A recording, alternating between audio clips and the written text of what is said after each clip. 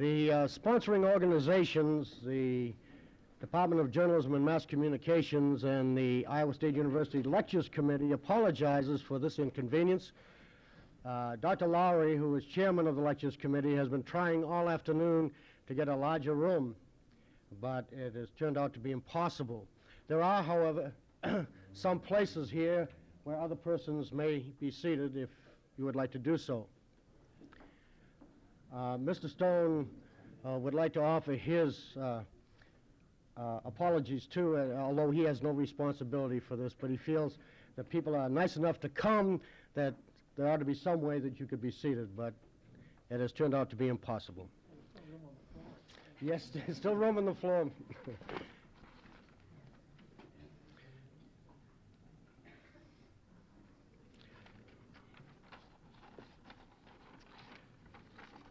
Our speaker tonight has been a journalist since he was 14 years of age, and now, after more than 55 years, he is still practicing that profession. In the course of that career, he has been employed by some of the most prestigious publications in the United States, including perhaps the most prestigious of them all, his own widely respected I.F. Stone's Weekly.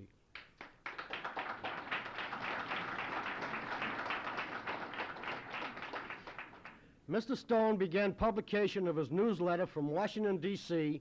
in the early 1950s with an initial circulation of 5,000. When he retired from its publication in 1971, that subscription list had grown to 70,000 on the basis of that greatest of accolades, word-of-mouth advertising. He is the author of 12 books, including The Hidden History of the Korean War, The Truman Era, The Haunted 50s, and The Killings at Kent State. He is the subject of a prize-winning movie entitled, appropriately enough, I.F. Stone's Weekly. Mr. Stone continues in his profession as a contributing editor of the New York Review of Books. He has challenged this nation with his incisive intellect and his wide-ranging knowledge. He has delighted us with his wit and with his irreverence. But most importantly, he has defended us from those who would subvert that which framers of the Constitution and its amendments wrought. His efforts have won him affection, praise, and numerous awards, including honorary degrees and the George Polk Award. His has been, I think, beyond dispute, a distinguished career. He is an important man. But it is my opinion that it isn't that remarkable career that has made Mr. Stone a national treasure, nor have those deserved honors created his value to us. I think Supreme Court Justice William O. Douglas must have known an I.F. Stone when he wrote in 1949 that the function of free speech is to invite dispute, induce a condition of unrest, create dissatisfaction with conditions as they exist, or even to stir people to anger.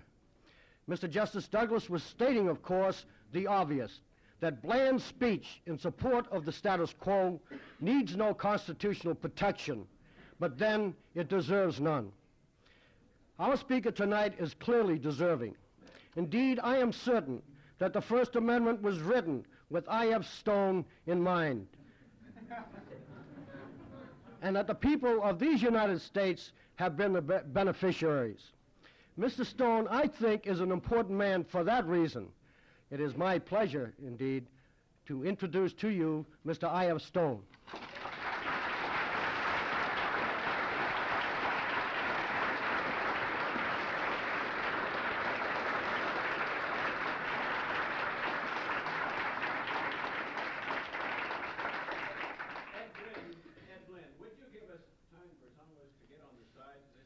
There's some more room down here, too. Could we? Yes.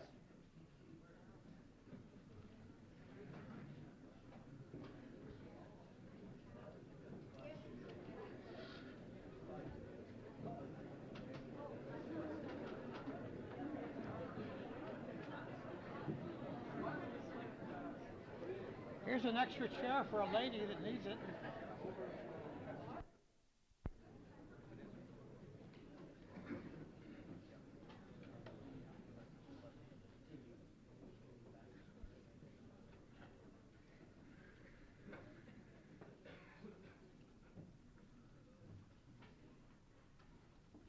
There's a space along the back wall for those that are outside in the hall. We just about get them in if they use the back wall.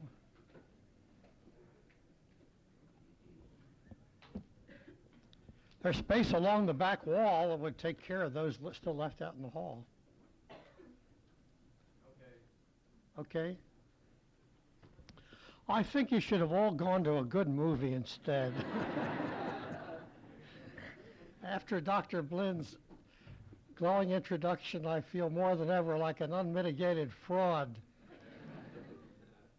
I never felt so helpless and so ignorant and so without solutions for national problems as I do now.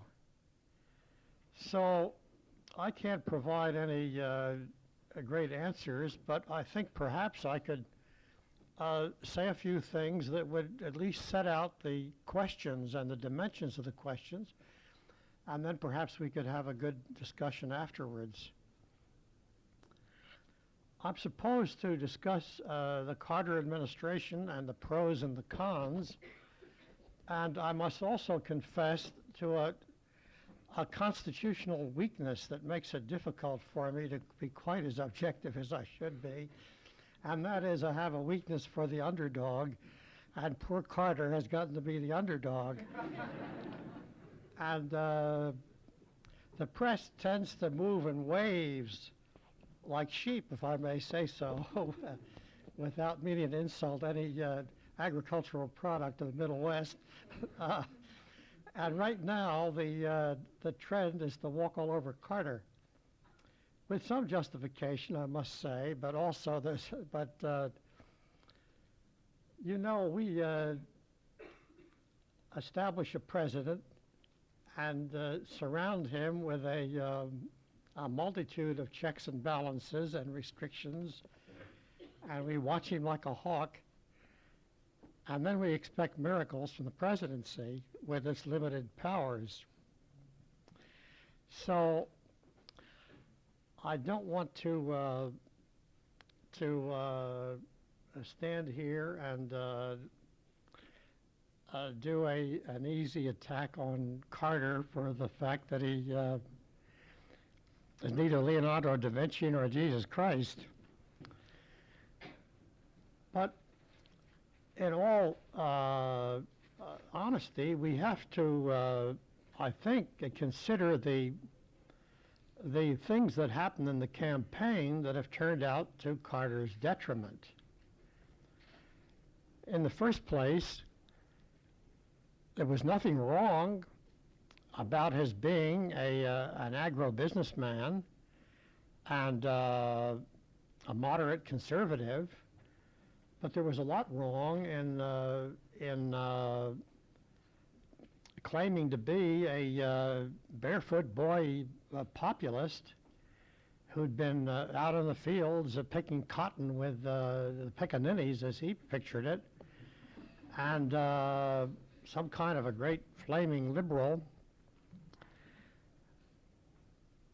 He said, "I'll never lie to you," and it may be that he never did lie, because he is a master of small print.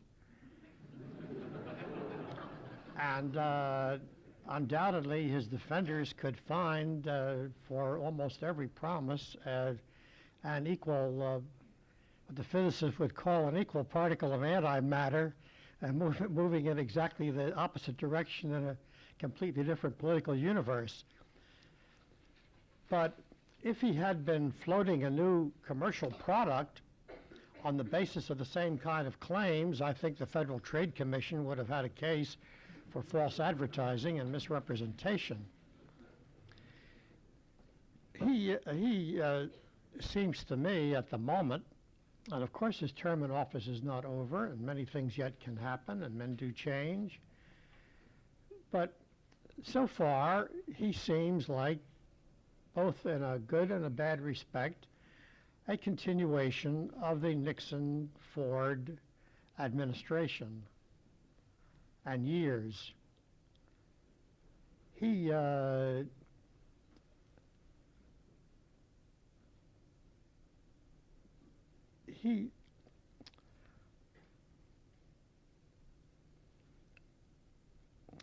seems like a well, to put it bluntly and perhaps unfairly, he seems like a very able and likable and intelligent submarine commander who's suddenly trying to run the whole damn Navy in a hurricane, and he just doesn't have the experience.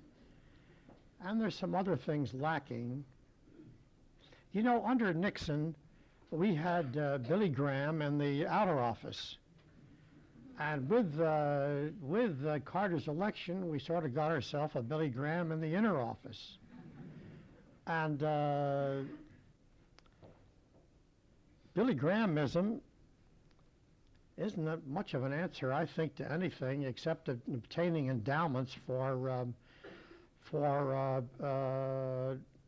fine window panes in churches.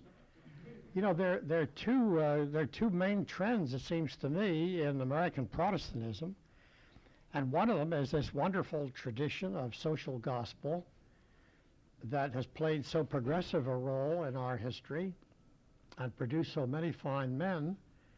The effort to translate gospel into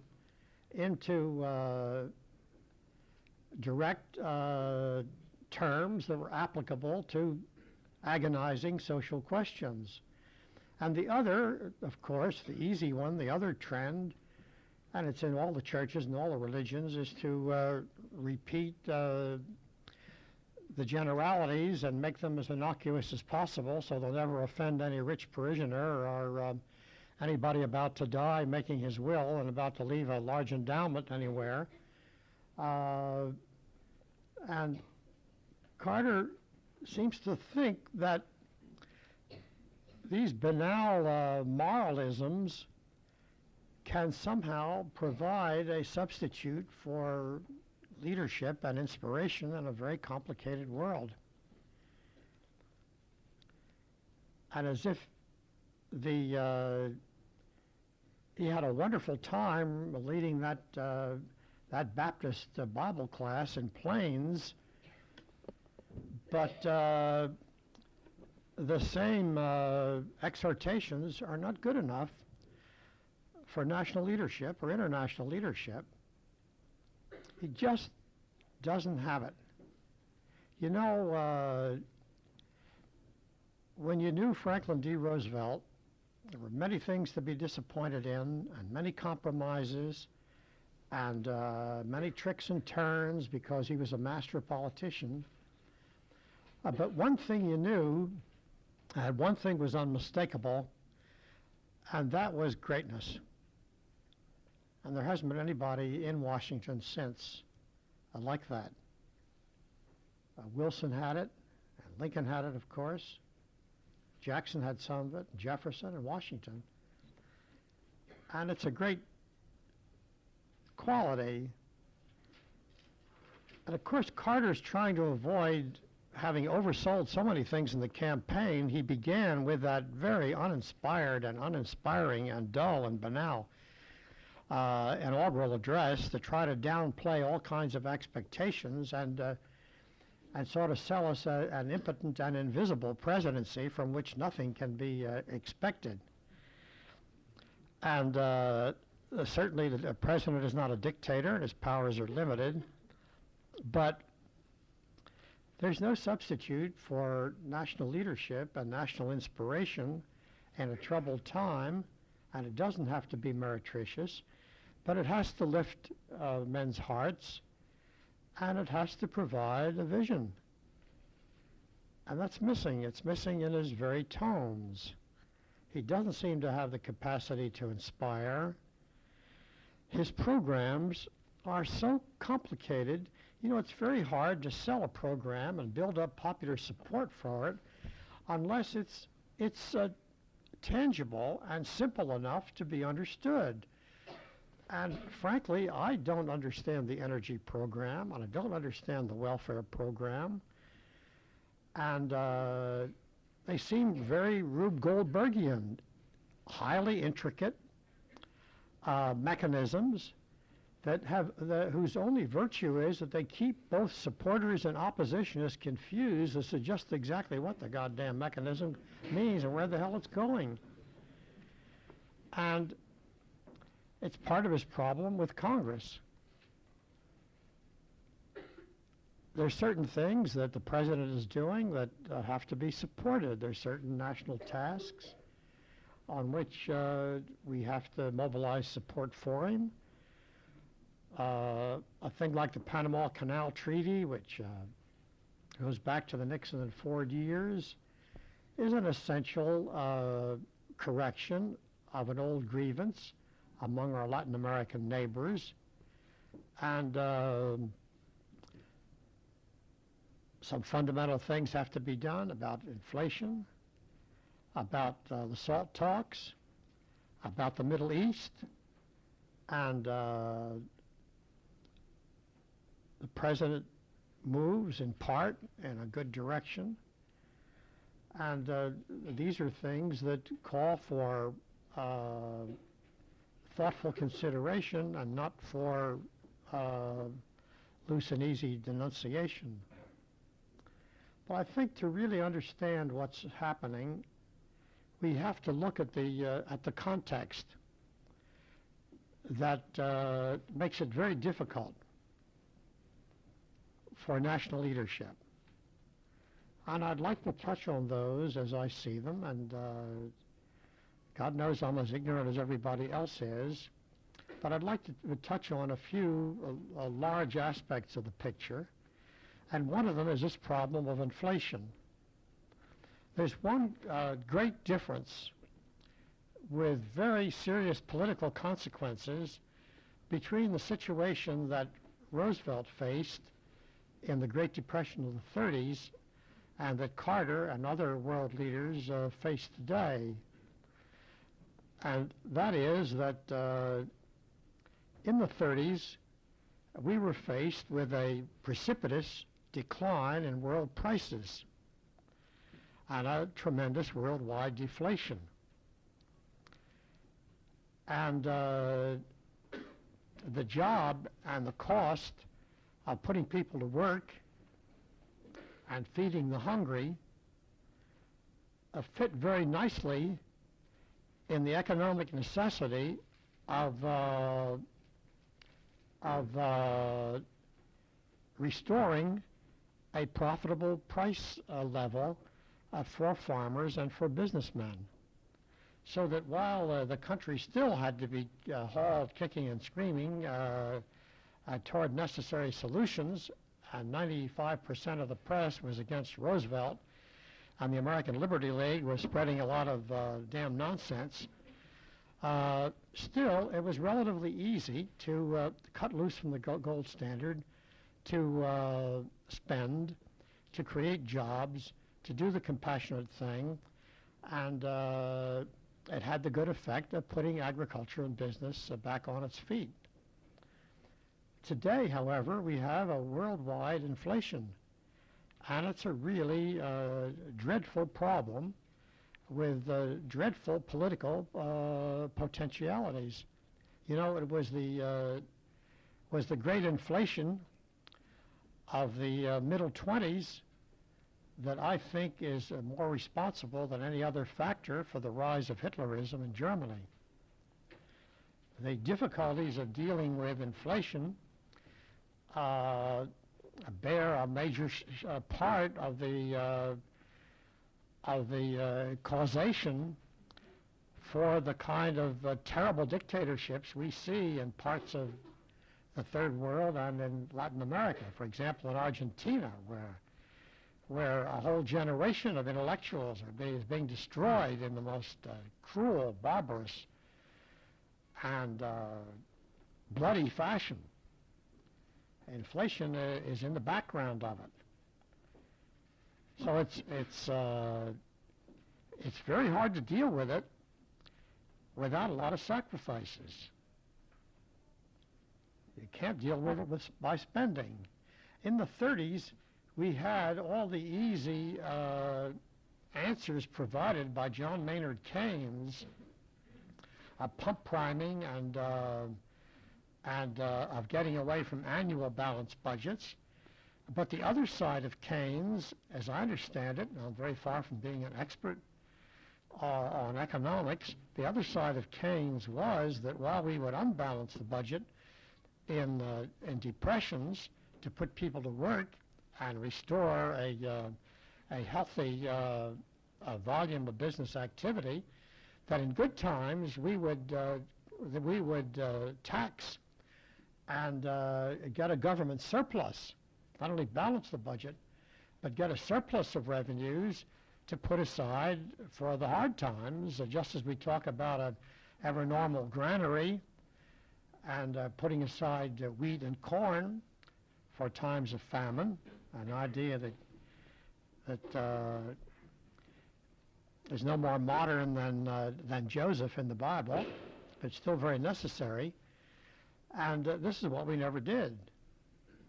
Part of the causes is that not only did Johnson fight the Vietnam War by borrowing instead of taxing, but the wealthy classes of the country enjoyed an enormously profitable stock market boom and speculative boom and land and other values that was created by the bloodshed in Southeast Asia and by the financing of it through inflation.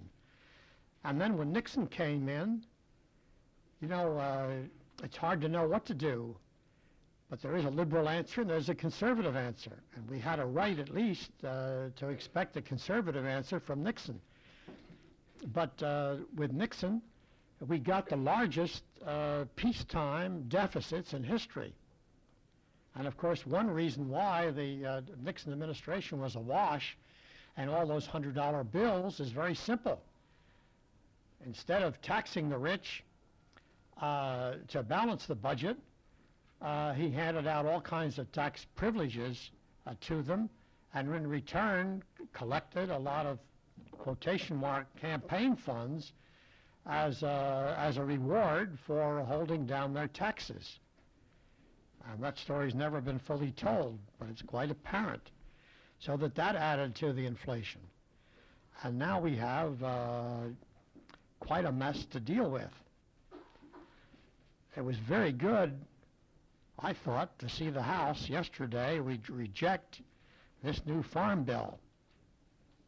We're not going to solve the problem by adding one more ripoff to the ripoffs already underway. The inflationary situation is one in which the organized parts of the community, the great trade unions and the great monopolies and the great and powerful oligopolies and the conglomerates protect themselves at the expense of the unorganized small farmer and of the poor and of the elderly. And it's no solution, and all this nonsense about 100% parity is no solution. And I don't know what the solution is, but it's going to be costly and painful.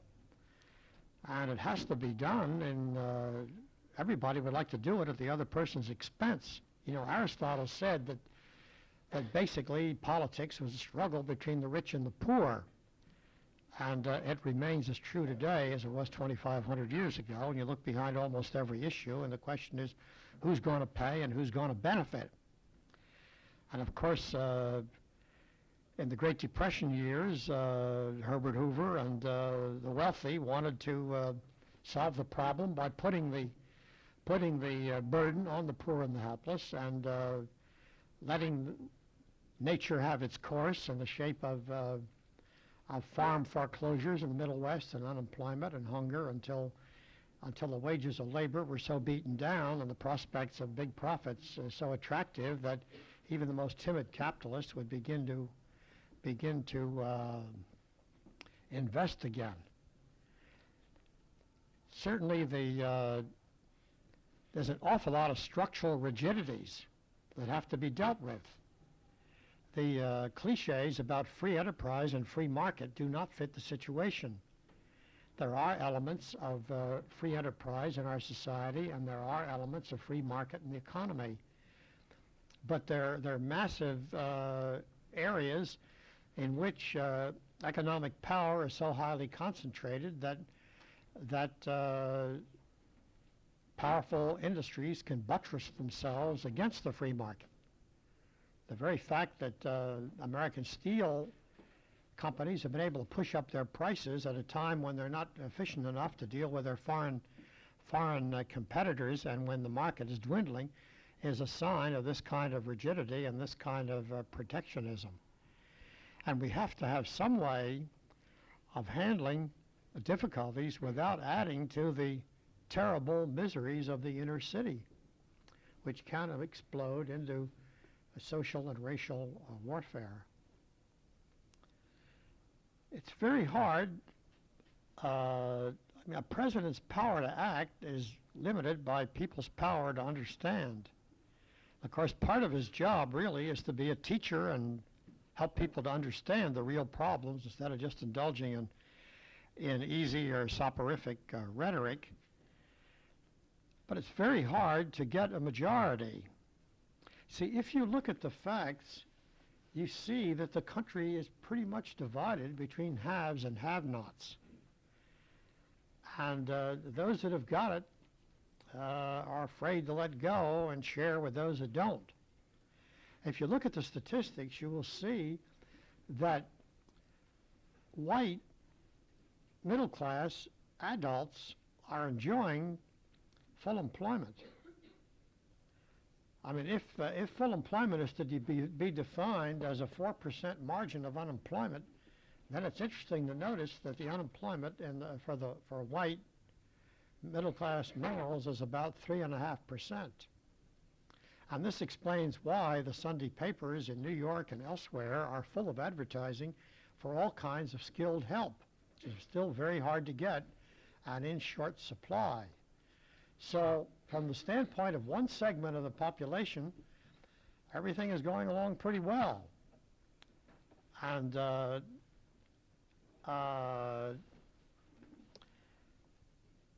don't want to endanger that. And that's the electorate that gave us Nixon and Ford, and makes it hard to take any very strong economic measures.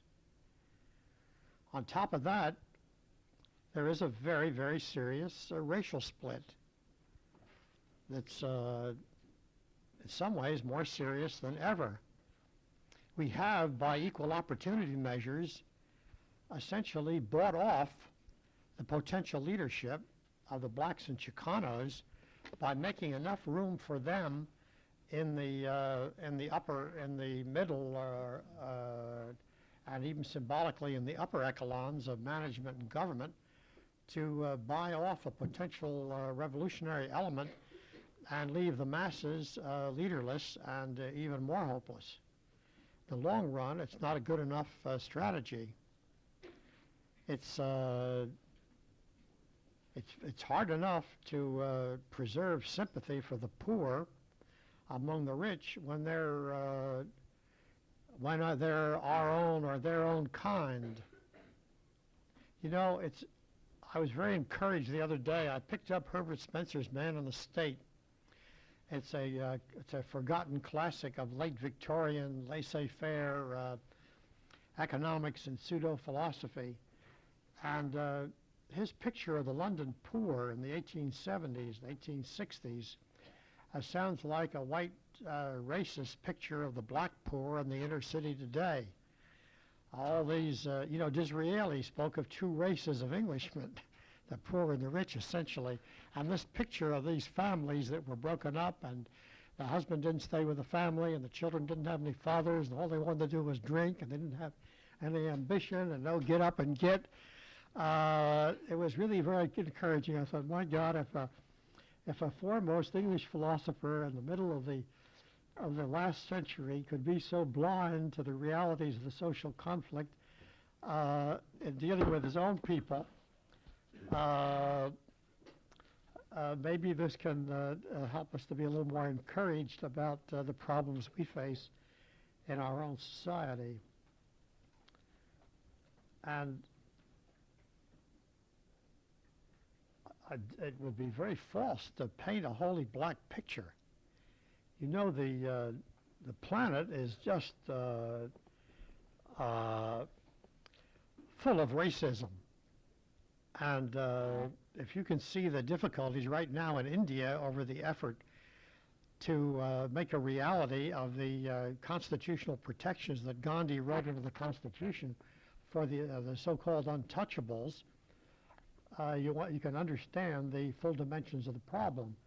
I think it's fair to say that our country has probably done more about educating its people to the problems of racism and to do something about it than any other government I know of in the world. That have vanished. It seemed like a very easy solution to talk about communism, talk about socialism, talk about social planning. And today we live in a period of great disillusion with what has happened in the communist states. And